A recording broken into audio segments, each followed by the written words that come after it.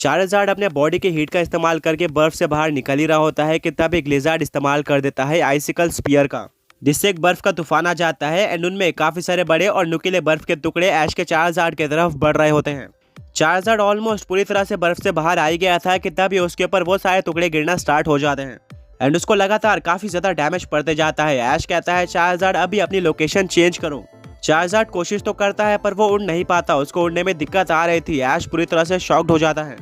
Brock कहता है ये कैसे हुआ। ऐश के फादर कहते हैं ध्यान से देखो, चार्जार्ड के विंग्स इंजर्ड हो गए हैं एंड उस पर थोड़ी बर्फ भी जमी हुई है, जिसके चलते चार्जार्ड मूव नहीं कर पा रहा है एंड पूरा अटैक उसके ऊपर लग गया।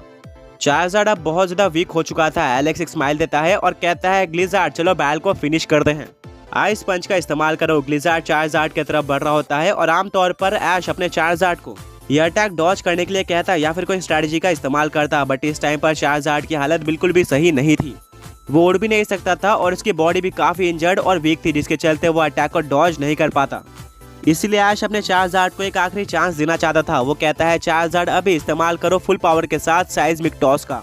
ग्लिज़ार्ड चार्जार्ड के पास पहुंच जाता है और एक आइस पंच का इस्तेमाल करता है, जिससे चार्जार्ड को डैमेज तो पड़ता है, पर चार्जार्ड भी ग्लिज़ार्ड को पकड़ लेता है और आसमान में लेकर जाना शुरू कर देता है। पर चार्जार्ड को दिक्कतें आ रही थी क्योंकि उसकी एनर्जी पहले से ही काफी कम थी और ग्लिज़ार्ड एक काफी ज्यादा भारी पोकेमॉन है जिसको ऊपर ले जाना मुश्किल है, बट फिर भी वो किसी तरह से ग्लिज़ार्ड को ऊपर लेकर जा रहा होता है। एलेक्स ये देखकर पैनिक कर जाता है क्योंकि उसको पता था कि चार्जार्ड एक काफी स्ट्रांग मूव इस्तेमाल करने वाला है। वो कहता है ग्लिज़ार्ड हमें चार्जार्ड को रोकना होगा, अभी आइस बीम का इस्तेमाल करो। ग्लिज़ार्ड के हाथ और पैर तो काम नहीं कर सकते थे पर वो अपने मुंह का इस्तेमाल कर ही सकता था। ऐश के ग्रैंडफादर कहते हो नहीं, इस अटैक से तो चार्जार्ड जम जाएगा और फिर वो जमीन पर गिरकर हार जाएगा। ऐश को कुछ ना कुछ सोचना होगा, बट ऐश ने ऑलरेडी सोच कर रखा था। जैसे ही ग्लिज़ार्ड आइस बीम का इस्तेमाल करता है वैसे ही ऐश अपने चार्जार्ड को ग्लिज़ार्ड के फेस पर फ्लेम थ्रोअर इस्तेमाल करने का ऑर्डर दे देता है एंड क्योंकि फायर टाइप आइस टाइप के ऊपर सुपर इफेक्टिव है, ये फ्लेम थ्रोअर आइस बीम को पूरी तरह से पिघला देता है। इससे चार्जार्ड को बिल्कुल भी फर्क नहीं पड़ता और अब चार्जार्ड ग्लिज़ार्ड को आसमान में काफी ऊपर लेकर आ चुका था। वो उसको गोल गोल घुमाता है और काफी जोर से नीचे की तरफ लेकर जा रहा होता है। एलेक्स इसको सिर्फ और सिर्फ देख ही सकता था, वो कुछ करने के काबिल नहीं था। वहीं पर ऐश, उसके फ्रेंड्स, ऐश के ग्रैंडफादर और फादर काफी एक्साइटेड होते हैं रिजल्ट को देखने के लिए। फाइनली चार्जार्ड अपने फुल फोर्स के साथ ग्लिज़ार्ड को जमीन पर पटक देता है, जिससे काफी ज्यादा बड़ा एक्सप्लोजन होता है और चारों तरफ धुआं फैल जाता है। इतना तो कंफर्म था कि चार्जार्ड या फिर ग्लिज़ार्ड में से कोई ना कोई हारा होगा, बट वो कौन होगा ये हमें कुछ ही टाइम बाद पता चलेगा। ऐश और एलेक्स दोनों ही काफी नर्वस होते हैं। एलेक्स ने बिल्कुल भी नहीं सोचा था कि चार्जार्ड ग्लिज़ार्ड को इतनी ज्यादा अच्छी टक्कर दे सकता है। धीरे धीरे करके धुआं साफ होना स्टार्ट हो जाता है और हमें देखने को मिलता है कि चार्जार्ड और ग्लिज़ार्ड दोनों ही एक साथ बैटलफील्ड के बीचों बीच जमीन पर गिरे हुए थे और हार चुके थे। आगे बढ़ने से पहले पिछले पोकी क्विज के विनर्स ये रहे एंड आज का क्वेश्चन ये है कि किसी भी एक ऐसे पोकेमॉन का नाम बताओ जिसके प्री एवोल्यूशन फ्यूज होने के बाद इवॉल्व हो जाते हैं।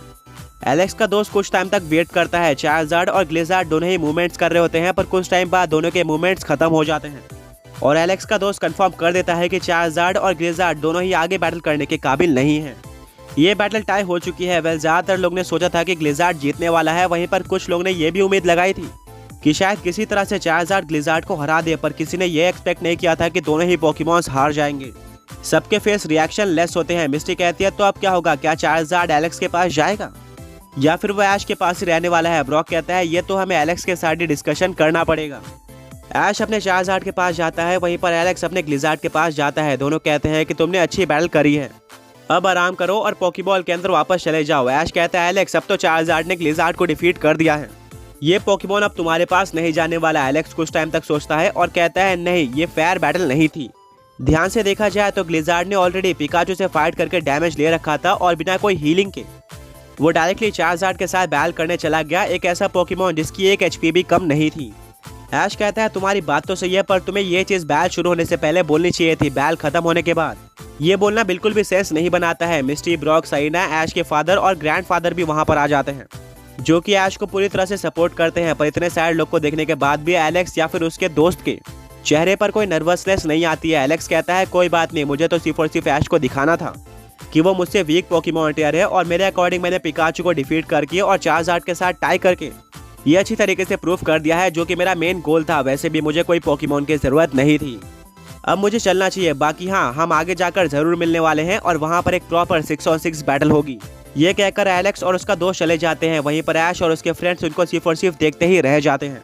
उनको समझ में नहीं आया था कि अभी अभी क्या हुआ है। ब्रॉक कहता है एक बात तो क्लियर है और ऐश को एक्सेप्ट भी करनी पड़ेगी। एलेक्स ऐश से ज्यादा स्ट्रॉन्ग था, जो कि हमें नॉर्मल वर्ल्ड में बहुत ही ज्यादा रेयरली देखने को मिलता था। एलेक्स के ग्लिजार्ड ने ऐश के 2 मेन टीम पोकेमॉन्स को हरा दिया है, जो कि एक बहुत ज्यादा बड़ी बात है।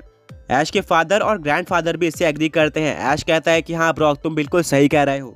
इसका मतलब अभी भी इस यूनिवर्स में ऐसे कुछ पोकेमॉन ट्रेनर्स हैं जो कि मुझसे ज्यादा स्ट्रॉन्ग है और मुझे डिफीट करने का बल रखते हैं। ऐश के डैड कहते हैं बिल्कुल, और इसलिए तुम्हें और ट्रेनिंग करनी होगी। इतने में ही ऐश के ग्रैंडफादर आगे आते हैं और कहते हैं मुझे इतना पता है कि एलेक्स पीछे नहीं हटने वाला और वो एक काफी स्ट्रॉन्ग पोकेमॉन ट्रेनर है। भले ही वो कैरेक्टर में कैसा भी हो, पोकेमॉन बैटल्स के अंदर वो हारना नहीं जानता है और कुछ भी कर सकता है जीतने के लिए।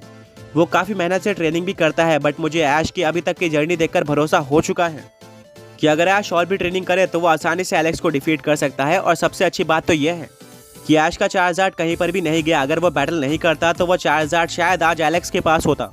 और मुझे अभी भी बिलीव नहीं हो रहा है कि चार्जार्ड ने इतने एक्सट्रीम लेवल पर जाकर ग्लिजार्ड के साथ टाई कर दिया बिना किसी फेनोमेना का इस्तेमाल करे, जबकि ग्लिजार्ड एक टाइम पर एक्लिप्सर एक्स का राइवल रह चुका है, जो कि एक सुपर स्ट्रॉन्ग पोकेमॉन है। एडम कैचम कहते हैं डैड बिल्कुल, पर एलेक्स ने यह भी कहा था कि वो ग्लिजार्ड की फुल पावर को इस्तेमाल नहीं कर रहा है। उसके पास भी बिल्कुल एक्लिप्सर एक्स की तरह एबिलिटीज और मूव्स है जो कि पूरे के पूरे धरती को हिला कर रख सकते हैं। ओल्ड मैन कहते हैं बिल्कुल, अगर एलेक्स उन एबिलिटीज का इस्तेमाल कर देता तो शायद ही चार्जार्ड उसे जीत पाता। इवन वो ऐश के 3 पोकेमॉन्स को तो डिफीट कर ही देता, और इसीलिए ऐश को और भी ज्यादा ट्रेनिंग करना होगा। एंड ऐश, अगर तुम्हें नहीं पता तो मैं बता दूं, एट्रो रीजन की तरफ से एलेक्स ही पोकेमॉन यूनिवर्स चैंपियनशिप में पार्टिसिपेट करता है। अगर तुम आगे जाकर पोकेमॉन यूनिवर्स चैंपियनशिप में पार्टिसिपेट कर लेते हो तो एलेक्स से मिलना बिल्कुल कंफर्म है। ऐश थोड़ा सा घबराया हुआ होता है क्योंकि काफी टाइम बाद उसको कोई टफ अपोनेंट देखने को मिला था एंड उसकी आंखों में थोड़ा बहुत पानी भी आ चुका था, बट फिर भी वो अपने फिस्ट को बंद करता है और कहता है कोई बात नहीं, मैं तब तक कड़ी ट्रेनिंग करूंगा और पोकेमॉन यूनिवर्स चैंपियनशिप में एलेक्स को डिफीट करके ही रहूंगा। वेल ग्रैंडफादर, क्या आप मुझे बता सकते हो कि पोकेमॉन यूनिवर्स चैंपियनशिप के अंदर कैसे पार्टिसिपेट करना है? ऐश के ग्रैंडफादर कहते हैं बिल्कुल, बट इसके लिए हमें एक खाली जगह पर जाना होगा जहां पर कोई भी ना हो।